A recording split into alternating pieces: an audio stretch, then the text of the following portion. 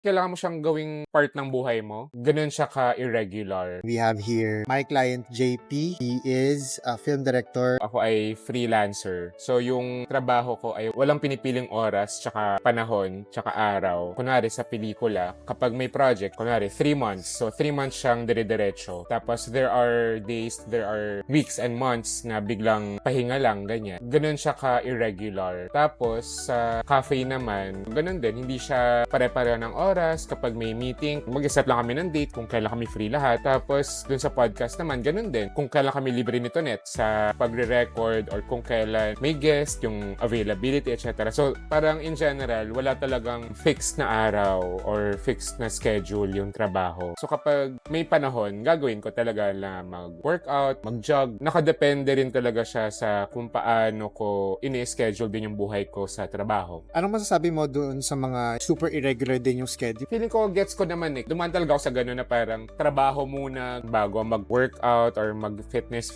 Naging problema ko rin yung schedule. Pero parang habang tumatagal, kailangan mo siyang gawing part ng buhay mo. Paano mo gagawing healthy yung sarili mo. Parang kailangan mo siyang isama sa schedule mo na paano ka mag-break din sa work. Na parang Sunday ba, mag-work pa ako or give ko na yung sa sarili ko. Yung mga gano'n. Dahil nga ginagawa mo tong lahat ng to para sa sarili mo, bigyan mo rin yung time yung sarili mo to recover.